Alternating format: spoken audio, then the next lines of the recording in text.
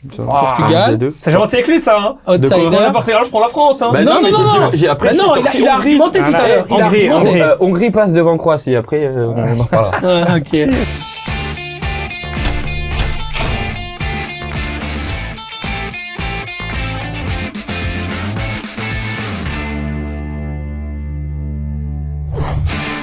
Parler ballon sérieusement sans se prendre au sérieux, même pendant l'Euro, ça arrive et c'est ce qu'on fait. Cette fois-ci, c'est la spéciale où on va démarrer, une petite période intéressante, la période forcément du championnat d'Europe. Et pour ce, on va vous offrir quelques petits extraits intéressants. Ici, c'est la spéciale où on va essayer de comprendre un petit peu qui va gagner cet Euro, quels sont les enjeux réels, qui sont les outsiders, les favoris, les buteurs intéressants. Qu'est-ce qu'il y a à retenir avant de démarrer la compétition de ce tournoi qui est l'Euro? Ça démarre tout de suite et pour ce, on est à 3 là. On est à 3 plus 1, ça veut dire que les analystes sont là, ils sont que là, il n'y a pas d'invités, ça veut dire qu'on part sur une autre spécialité, j'ai envie de dire, la spécialité internationale pour mon cher Thomas, qui n'est pas un QTN international. On va l'accueillir tout à l'heure.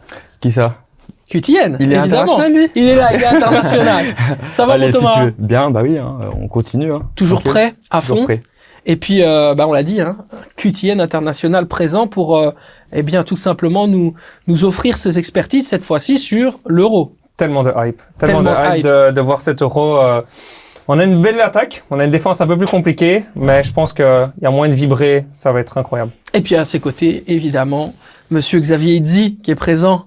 Ça va être sympa, hein. Ouais, moi, ça me fait un peu bizarre de vous voir tous les trois comme ça, dans une configuration de consulting. Là, ça va être. Change, hein. Je vais vous laisser parler. Je vais vous le dire, les gars. On va vraiment vous laisser débattre entre vous parce qu'il y a une première séquence ou en tout cas le premier sujet important, c'est le sujet des favoris de l'Euro. Et là déjà, ils sont pas d'accord. Ça, c'est intéressant. Le favori de Xavier, c'est qui? Pour moi, ce sera l'Espagne. L'Espagne. Le favori. Je me retiens de rire, je me retiens de rigoler. Moi, je dis ça, je dis rien. Comme je te l'ai dit en off, en 2020, je suis le seul à avoir annoncé l'Italie vainqueur de l'Euro. Et au final, c'est qui a gagné l'Euro. Attends, garde tes arguments. Le favori de Thomas, c'est qui? Elle a bu trop de sangria, bref. Du coup, pour moi, ce sera l'Angleterre. L'Angleterre. 100% d'accord, l'Angleterre. L'Angleterre également. Ouais, trop complet. Ok, on part là-dessus alors dans ce cas-là, les amis. Pourquoi l'Angleterre? Parce que quelque part, trop de qualité individuelle, c'est le moment, c'est le timing intéressant. L'Angleterre arrive au firmament de son niveau. Le timing, on parle toujours du timing, on dit toujours que c'est le bon timing et a priori c'est jamais le bon timing. Mais par rapport aux autres équipes, quand on analyse tout, quand on regarde tout, je pense que c'est le noyau le plus complet, comme Quentin le disait, aussi bien offensivement que défensivement. Le style de jeu est très intéressant aussi. Le fait que l'entraîneur soit là depuis des années aussi, je pense que ça va aider à aller le plus loin dans cet Euro. Donc pour moi, ce sera l'Angleterre, mais il faudra aussi faire attention, par exemple, à l'Allemagne et au Portugal.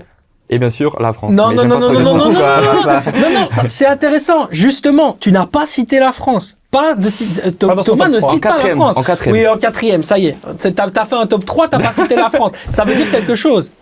Ouais. Quentin. L'Angleterre, comme Thomas le disait, l'effectif même, les sorties de banc. T'imagines qu'on va avoir des Cole Palmer, des Madison, on va avoir des joueurs vraiment incroyables sur le banc. Puis ils ont tout. Ils ont un buteur qui était le meilleur buteur de l'ancien Euro, Harry Kane. Derrière, tu te rends compte qu'on va avoir un Saka, Foden, Bellingham. C'est hallucinant. Défensivement, incroyable. T'as un Trent Alexander-Arnold qui revient en forme au bon moment. Et au goal, Pickford, qui est un très bon gardien.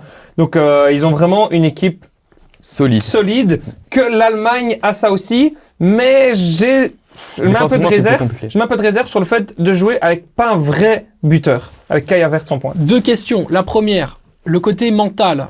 Est-ce que les joueurs sont capables d'aller, vaincre le signe indien et faire la différence par rapport à cette finale perdue à l'Euro 2020? Deuxième question ensuite, le nombre de temps de jeu des joueurs en Première Ligue. C'est harassant, c'est fatigant, ils n'arrêtent pas d'accumuler les minutes. Est-ce qu'ils vont être frais pour faire des différences? Ouais, ils sont trop forts. Alors ça, on peut le dire avec tous, parce qu'on peut le dire avec des Kevin De Bruyne, on peut le dire avec plein d'autres nations, on peut le dire avec des Bernardo Silva, on peut le dire pareil avec des Florian Wirtz, avec des Havertz, on peut le dire avec dans toutes les nations. Donc ça, pour moi, c'est pas un critère. C'est un critère. Je pense que ça se base sur un joueur. C'est Monsieur le Maudit. C'est Harry Kane. Est-ce qu'il arrivera à gagner un trophée ou pas? C'est ça la question, en fait. Monsieur le Maudit. C'est bien dit, ça, hein? C'est vrai qu'il finit toujours deuxième, il gagne jamais de trophée, lui. Ouais, c'est intéressant. Il y en a un qui, en tout cas, fait sur ce plateau office d'outsider, c'est toi. Ouais. On va parler des outsiders après, mais là, l'Espagne, il faut que tu m'expliques. En fait, c'est vrai que tout le monde voit les favoris de l'Angleterre. Bon, déjà, tout le monde les annonce tout le temps dans tous les grands tournois, et puis au final, ils gagnent jamais rien. Donc, Il a pas c'est tort. comme tout le temps. Donc, c'est pour ça qu'il n'y a pas eu de mettre l'Angleterre. L'Allemagne, je l'ai pas mis, même s'ils sont à domicile. Donc, on sait bien que les équipes à domicile, ils sont toujours un petit peu avantagés, tu sais, par l'arbitrage et tout ça. Donc, ce sera peut-être eux. Mais moi, j'avais envie de mettre l'Espagne en avant, tout simplement, parce que déjà, ils ont fait un très bel Euro en 2020. Ils se sont fait éliminer, si je dis pas de bêtises, par l'Italie, mais vraiment, ils auraient mérité de se qualifier. À la Coupe du Monde, ils se sont fait aussi éliminer au tir au but par le Maroc, alors qu'ils ont dominé tout le match, donc ils auraient pu aller beaucoup plus loin également. Ils ont gagné la Ligue des Nations, et je trouve que après leurs 2 euros, leur Coupe du Monde, l'Espagne a eu un gros creux générationnel. Et depuis, je trouve qu'ils remontent vraiment bien. Ils ont fait des qualifs sans faute, comme je dis, ils ont gagné la Ligue des Nations. Et je trouve que c'est vraiment une équipe qui revient au premier plan, et que tout le monde sous-estime et les voit pas forcément gagner. Alors que moi, je pense que, vu tout ce qu'ils ont montré depuis l'Euro 2020, alors que déjà là où on annonçait qu'ils allaient rien faire et au final ils ont fait un bel Euro, je pense qu'ils peuvent faire quelque chose lors de cet Euro 2024. Mais c'est quoi qui te convainc le plus? C'est la qualité collective? Ouais, la qualité collective, en fait, déjà. Parce que les individualités, elles sont pas au niveau des autres, en fait. Même défensivement, pour moi, Bah, c'est moi, pas, je trouve c'est pas que, bon. Hein. individualité, c'est Non. quand même, c'est juste que t'as pas juste une grande star, mais déjà, ils jouent tous le même football. Ils jouent tous presque en l'Angleterre aussi, je dis pas le contraire. L'Italie En Allemagne aussi, l'Allemagne Mais je veux dire, aussi, ils jouent tous Arabie souvent Saoudite. dans le même championnat. Non, mais le Portugal, ils jouent pas tous au Portugal. Tu vois ce que je veux dire? Les grosses nations comme l'Angleterre, l'Allemagne, l'Espagne, tout ça, ils jouent tous souvent, on va dire, les Espagnols, ils jouent tous dans le championnat espagnol. Majoritairement, par des fois, un ou l'autre. Ça aide d'ailleurs que c'est toujours le même football ou autre. Et moi, je trouve que l'Espagne, franchement, ils développent un football, déjà avec la possession, ben, elle est mieux maîtrisée que lors de leur creux. Ils n'ont pas forcément de vrai numéro 9 et au final, ils arrivent quand même toujours à gagner. En fait, on les attend jamais et ils répondent quand même toujours présents. Tandis que les autres, on leur met toujours la pression, les autres nations comme l'Angleterre ou quoi. Ah, l'Angleterre cette année, c'est pour eux. Ah, l'Allemagne pour eux, c'est pour eux. Chaque fois, on leur met plein de pression alors que ici, l'Espagne, je trouve qu'ils ont pas forcément beaucoup de pression. Et ça pourrait leur Ça être pourrait intéressant. les aider. En plus, quand tu regardes le tableau, ils ont un tableau qui est quand même assez sympathique parce que s'ils finissent premier de leur groupe, bon, évidemment, ils affronteront un deuxième ou un troisième. Mais même s'ils finissent deuxième, ils affronteront quand même seulement qu'un deuxième de groupe. Donc déjà, rien que ça, tu passerais presque mathématiquement sur certains en quart. Faut regarder aussi les possibilités par rapport à ta poule, contre qui tu vas tomber pour désigner un vrai favori. Et pas juste une nation, elle est forte, mais peut-être qu'elle tombe contre, par exemple, le premier, je sais pas c'est contre qui tombe, mais genre, celui qui finit premier du groupe et qui tombe contre le deuxième du groupe de l'Italie, de l'Espagne et de la Croatie, bah, peut-être qu'il passera pas sur le 8e de finale à cause de ça. Et ça, c'est important et je trouve que l'Espagne a aussi un tableau intéressant. Alors, Mais- on t'a écouté, ça y est. Juste défensivement, comment tu peux dire que l'Espagne pourrait gagner? Bon, En fait, défensivement, ils- c'est pas ils sont- complet du tout. Vas-y. Oh, mais ils sont pas souvent mis sous pression non plus. Bah, justement, Mais là, il là, a ils l'Euro, vont- ils sont là, sous ils vont- pression là, ils quand ils vont vont le jouer faire. contre l'équipe de Je sais l'Angleterre, pas. contre Pour moi, ils l'Allemagne, sont pas contre la les- France et tout. Bah, en Ligue des Nations, Ça va être autre chose. en demi-finale Ligue des Nations et finale Ligue des Nations, ils étaient aussi mis sous pression. Et au final, mais ils bon, ont c'est la répondu Ligue des présent. Nations. C'est la Ligue des je suis désolé, Nations. c'est pas la même pression pour Ouais, moi, il joue c'est pas pas- la même façon. Je sais pas, à l'Euro 2020, c'était pareil aussi. Moi, je trouve qu'ils ont très Oui, mais bien ça date, performé. il y a 4 ans, je pense qu'on peut plus forcément comparer À la l'Euro Coupe du Monde de... aussi, toi. Moi, je trouve que Puis, avec un attaquant comme Morata, excuse-moi, mais tu peux pas gagner un Euro avec un attaquant comme ça va être vraiment compliqué, je trouve. Il y a Attends, des bons là, jeunes. je te coupe pas. Oui, Mais je sais, l'Italie Immobilier, excuse-moi, mais en équipe nationale, il était éclaté et ils ont gagné l'Euro 2020.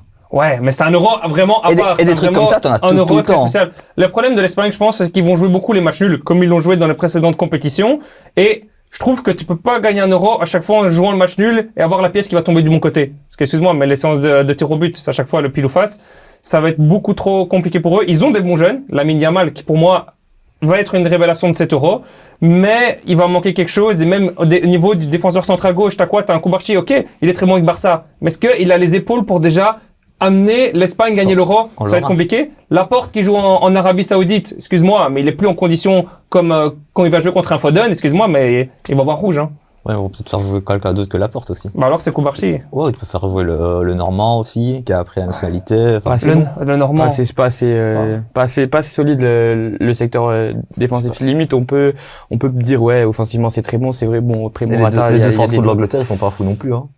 Bah, mais c'est le système qui fait que moi, je joue à 3 défenseurs. Je pense que c'est beaucoup plus bénéfique que jouer à 4 défenseurs. Et dans cet Euro, je pense que défensivement, ça va être catastrophique pour l'Espagne. Alors, justement, on sera évidemment présent tout l'été dans le Football Time pour évoquer cette longue problématique, mais vous avez compris ce qui va vous attendre. Hein, ces débats absolument fous sur l'Espagne et sur l'Angleterre, c'est génial. Le temps file, donc on enchaîne évidemment avec les outsiders. Maintenant, une équipe que vous voyez capable d'aller créer la surprise, qu'on appelle le Dark Horse en anglais. Est-ce que peut penser par exemple à l'Italie qui peut refaire ça, mon cher Thomas? Je pense que oui, tu vas pas être d'accord avec ma deuxième équipe. Bon, j'ai déjà parlé de l'Allemagne, bon, je parle de beaucoup d'équipes, mais je pense qu'il y a pas mal de clubs et de pays, pardon, qui peuvent prétendre à ce titre. Mais je pense que le Portugal sera un gros candidat à ce titre, même si c'est Roberto Martinez, il va pas être très content, mais je trouve qu'ils ont un noyau quand même incroyable, très très complet. Le système de jeu leur colle aussi à la peau, c'est dommage à dire, mais je pense que le système de Martinez qu'il a utilisé avec la Belgique est plus adapté à l'équipe du Portugal que celle de la Belgique. Le Portugal considéré non pas comme un des favoris, mais outsider numéro 1. On sait que la fenêtre, elle est très fine, il n'y a pas de souci, mais c'est important parce que ça veut dire que derrière, ils n'ont pas la pression. On n'attend pas d'eux qu'ils gagnent l'Euro. Quentin? Je suis pas vraiment d'accord. Pour moi, le Portugal, tu peux pas le considérer comme outsider. Quand tu vois le pays que c'est, le noyau que c'est et tout, pour moi, il est considéré comme un favori de base. Mais quand je parle d'outsider, moi, je vois plus une nation qu'on se dit, allez, si elle atteint l'écart, c'est sa limite, et donc qui pourrait aller chercher une demi, une 3e place, une finale. Et quand je pense à une nation comme ça, je penserais à la Croatie. À la Croatie, qui pour moi a un Kramaric devant, qui fait vraiment. Non, regarde bien. La Croatie. Regarde bien, parce que t'as un Kramaric devant, qui fait vraiment une saison incroyable à Hoffenheim. T'as une dernière de Modric, qui va avoir du jeu et tout. T'as un Gvardiol. Dans l'axe. En fait, à chaque ligne, ils ont un bon joueur. T'as un Gvardiol, excuse-moi, mais la saison qu'il fait avec City, elle est incroyable. Et t'as un Livakovic, qui est pour moi un bon gardien, le gardien de Fenerbahçe. Donc, je pense que quand on parle d'outsider, tu dois sortir une nation qui, justement, grand max, c'est l'écart. C'est une nation comme ça et qui peut aller au-dessus. Okay. Ils ont un groupe compliqué là. Ils ont un groupe compliqué, mais attention qu'il y a les 3e qui peuvent passer. Ok, si tu veux que je sorte une nation qui passera plus loin que la Croatie, qui est aussi outsider, j'ai la Hongrie. Voilà, ça c'est un outsider. Elle ira plus loin que la Croatie. Alors le groupe justement, si je ne m'abuse, c'est avec l'Espagne, et l'Italie et l'Albanie. Et ils finiront devant l'Espagne. Donc ce qu'on peut considérer quand on parle des groupes comme véritablement le groupe de la mort. Enfin, je sais pas. Ouais, c'est ça. Pauvre Albanie. Attention, attention que ça peut être petit Cristiano Anzani là, mon loulou de l'Inter, qui peut nous faire plaisir. Mais c'est dommage qu'ils tombent dans un groupe pareil. Je pense qu'ils auraient pu faire un bon Euro s'ils n'étaient pas tombés dans un groupe pareil. Comme beaucoup d'équipes, forcément, on peut passer notamment notre temps à parler de l'Autriche, de la Suisse. Il y a des équipes qui sont non pas considérées comme des outsiders, encore un cran en dessous, qui sont véritablement l'outsider de l'outsider, mais qui peuvent sortir n'importe comment. L'outsider de Xavier, c'est qui? Moi, Thomas en a parlé. En fait, il y a, je pense, une équipe qui peut gagner l'Euro et qui est pas vraiment de la favori, c'est le Portugal pour moi. Puis aussi, quand tu regardes le tableau, s'ils finissent premier de leur groupe, ce qui est très probable, vu que c'est quand même un groupe facile, ils jouent à 3e. Donc normalement, ça devrait être un tour facile. Et puis après, ils jouent une confrontation en 2 deuxièmes de groupe. Donc directement, ils sont quand même 2 fois favoris dans le truc, et ils se retrouvent directement en demi-finale. Après, c'est directement à la demi-finale. Et après, une demi-finale d'un Euro, c'est un match où ça se joue à des petits détails. Donc, quand t'es là, tout est possible. Et le deuxième, c'est la Hongrie, comme Thomas en a parlé également, parce que je trouve qu'ils ont fait une super campagne qualificative. Ils ont fini premier de leur groupe. Je suis d'accord. Ils ont perdu depuis 26 septembre 2022. Ils ont encaissé seulement 7 buts. Qui dans le groupe de la Hongrie? Vous avez une idée? Avec l'Allemagne. L'Allemagne. Ouais. Et il y en a 2 autres qui sont des plus petites équipes, mais qui voilà. La Suisse et l'Écosse. La Suisse, ouais. Mais ça reste du même niveau. Je pense que la Hongrie, comme je dis, a fait une super campagne qualificative, seulement 7 buts encaissés, donc défensivement, ils sont très très costauds. Ils ont Szoboszlai, la star de Liverpool, qui est vraiment fort, et ils ont créé un bon groupe. Et l'Écosse et la Suisse, c'est plus ou moins le même niveau, donc il n'y a pas 2 gros favoris dans le groupe et qui doivent jouer la 3e place ou créer vraiment la surprise. Je pense que la première place sera pour l'Allemagne qui joue à domicile. Et encore, parce que en phase de groupe, si tu fais un mauvais match, ça peut vite mal tourner. Et à côté de ça, face à l'Écosse et face à la Suisse, ils peuvent remporter les victoires et autres. Donc, je pense qu'ils peuvent aller chercher une 2e place et puis après, élimination directe, tout peut arriver. Donc, je retiens la Hongrie. Si ça ne te dérange pas, je vais retenir la Hongrie, le Portugal et donc la Croatie. On refera un petit coup de rappel pour vous qui nous écoutez et nous regardez, mais c'est déjà intéressant. les meilleurs joueurs, maintenant, important d'aller aborder ce sujet parce qu'il pourrait y en avoir des différents. Meilleurs jeunes joueurs, par exemple, il y en a qui brillent en Allemagne actuellement, donc ça peut être le cas. Votre avis, votre sensibilité, elle se tourne vers qui, Thomas? Moi, c'est pas forcément des joueurs qui vont aller peut-être loin dans la compétition, mais des joueurs qui vont quand même marquer. Je pense notamment à Berardi du côté de l'Italie. J'attends beaucoup de lui. C'est un joueur qui joue relégué depuis... avec Sassuolo, je le répète, mais qui en joue série B. depuis des années avec Sassuolo. C'est un vrai Italien, je pense, on peut vraiment le dire. Et c'est un joueur qui va rebondir et qui va être potentiellement très intéressant pour l'Italie. J'attends beaucoup de lui. Même s'il a déjà 29 ans aujourd'hui, je pense que c'est justement le moment à lui pour se montrer. Et il en a besoin parce qu'il va devoir potentiellement aussi trouver un nouveau club pour la saison prochaine. Oui, et potentiellement, effectivement, ça peut être une superbe vitrine pour lui, mais il n'est pas évident de le voir titulaire dans le base. C'est ça qui est un peu compliqué. Mais le choix est très intéressant, j'avais envie de le mettre en avant et de prendre lui pas prendre quelqu'un d'évident, mais quelqu'un de... Faisons comme ça. Un joueur qui va briller à l'Euro, c'est bien mieux.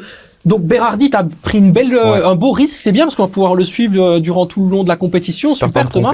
Quentin, un joueur qui va briller. Alors un joueur qui va briller à l'Euro et sur lequel j'attends énormément et vraiment ça va vraiment être sa première vraie compétition avec son pays et c'est un Belge. Pour moi c'est Jérémy Doku. Je m'attends à ce qu'il nous sorte un Euro de feu, mais vraiment très très très lourd. De feu follet, si je peux.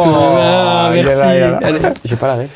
Un feu follet, un joueur qui fait la différence avec ses accélérations, la puissance. Le français, monsieur, yes. Non, mais vraiment, Jérémy Doku, je m'attends à ce qu'il sorte vraiment un Euro au-dessus et qu'il porte un peu notre nation. Et il a cette complicité avec justement Lukaku, qui je pense qui peut faire très très bien notre pays sur le secteur offensif. Ça c'est intéressant. Jérémy Doku, il y a quand même beaucoup de joueurs offensifs. On voit que vous êtes des amateurs de ballon. Ouais. Mais c'est difficile de trouver un joueur à vocation défensive. Moi j'en avais trouvé un. Moi aussi. Mais c'est vraiment, vous allez pas comprendre, mais c'est parce que j'ai déjà joué plusieurs fois, plusieurs fois, 2-3 matchs, et c'est une équipe que je pense qui va être intéressante à voir aussi, c'est la Slovénie. La Slovénie? Ouais, la Slovénie. Défensivement, c'est Tu vas parler de Skriniar ou pas? Non, pas de Skriniar. Ah, c'est lui à côté? Non, de Bijol, qui joue à l'Udinese. Bijol. 25 ans. J'ai vu quelques matchs avec lui, j'avais notamment vu son match face au Luxembourg en qualificatif, et je trouvais que c'était vraiment un très bon défenseur. Donc, pourquoi pas? Surtout que la Slovénie a fini deuxième de son groupe avec le Danemark, le même nombre de points. Ouais. Si je me trompe pas, ils ont battu le Portugal en mars, donc ça peut être intéressant. Un joueur que j'ai commenté en Serie A cette année, donc je peux te confirmer effectivement qu'il est très très bon. Voilà. Central gaucher, assez intéressant. Xavier, fais-moi rêver. Moi, je t'en ai parlé un peu la semaine dernière quand on a discuté ensemble. Moi, je pense que un joueur qui peut faire un bel Euro. Enfin, d'abord, déjà de base, j'ai envie de voir toute la nouvelle génération briller, que ce soit les Musiala, Bellingham et autres, voir un peu ce qu'ils peuvent faire dans un tournoi international. Mais à côté de ça, pour un joueur un peu moins connu, c'est un Italien comme Thomas, c'est Lorenzo Pellegrini. Je pense honnêtement qu'il peut faire un bel Euro avec l'Italie. Si l'Italie milieu central de l'AS Roma, capitaine de l'AS Roma. Oui, je pense. Peut-être pas tout le match, mais il me semble qu'il est capitaine. Honnêtement, je trouve qu'il apporte un vrai plus, qu'il a fait une super saison avec la Roma. À mon avis, tu l'as commenté, tu commentes la Serie A. Je trouve qu'il apporte un plus, et il manquait un vrai... Bon, on a eu des bons milieux de terrain à l'Italie quand ils ont gagné l'Euro, mais je trouve qu'il apporte vraiment un plus, il est assez offensif, il est quand même souvent décisif. Un milieu de terrain décisif, c'est pas forcément... qui joue... Bellingham, c'est un milieu de terrain décisif, ouais, mais il joue quand même plus haut sur le terrain qu'un Pellegrini. Je trouve qu'il joue un peu plus bas, il joue plus haut au même niveau qu'un Barella, pour moi, un Pellegrini. D'accord. Et je trouve que c'est un joueur fort décisif pour un milieu de terrain. Il a l'occasion de se montrer ici en équipe nationale lors d'un grand tournoi. Et je pense qu'il peut vraiment faire quelque chose. Si l'Italie foire pas son Euro, ça peut arriver, une grande nation qui se foire. Mais à mon avis, il pourrait faire un Euro intéressant et il pourrait se montrer aux yeux du monde et de l'Europe pour un joueur qui est méconnu actuellement. C'est super. Vous avez des choix complètement différents. Ça me fait très plaisir. Il y a du défenseur, il y a du milieu de terrain, il y a de l'attaquant, il y a des joueurs qui jouent à gauche, qui jouent à droite. C'est hyper complémentaire. Je pense que ça va vous amuser aussi. Moi, j'ai un choix défensif. Jonathan Tah. Défenseur central de Leverkusen, joueur que j'adore. Je trouve qu'il a fait une saison absolument incroyable. Et alors, c'est un mec que je suis depuis longtemps parce que à l'époque, je jouais à Football Manager 2015 et il était considéré comme un wonder kid, en fait. Et ce mec est devenu, mais incroyable en poste de défenseur central. Est-ce qu'on peut imaginer une paire comme ça avec Rudiger? Non, fou. Moi, je mettrais celui-là à côté, je mettrais Nico Schlotterberg. De Dortmund. Okay. Ouais, un jeune incroyable, celui qui sait faire des passes tranchantes et casser les lignes, qui a un profil vraiment défenseur moderne où, notamment, on a déjà pu le voir en Ligue des Champions, il essaie de faire une transversale, la passe en profondeur pour l'attaquant directement. Il est vraiment fort, Nico Schlotterberg, c'est futur pépite. On va faire un petit récap, si vous n'avez pas suivi depuis le début de l'émission. Donc, les favoris de Xavier sont l'Espagne, favoris, on va dire l'Angleterre. C'est bon pour ça. Et pour Quentin, l'Angleterre, moi c'est l'Allemagne. Voilà, comme ça vous le savez, mon favori pour la victoire finale à l'Euro. Les outsiders, tu me disais le Portugal. Ouais. Portugal. C'est gentil avec lui, ça, hein. Outsider. Le Portugal, je prends la France, hein. Non. Après, non, il a argumenté tout à l'heure. Hongrie passe devant Croatie. Après, on en reparlera. Ok. Donc la Croatie, Thomas l'a dit. Et alors, la Hongrie, effectivement, moi mon outsider c'est l'Italie, parce que c'est un vrai outsider à mon sens. Et puis les meilleurs joueurs, on l'a dit. Tu peux le répéter, Berardi, Doku, Pellegrini et alors Jonathan Tah. Voilà, à vous de nous dire maintenant dans les commentaires, on attend vos réactions le plus rapidement possible. Allez, on va débattre ensemble et puis comme d'habitude, j'ai un petit œil là-dessus, donc on échange, ça va être très très cool. L'Euro commence dans le Football Time et ce n'est que le début.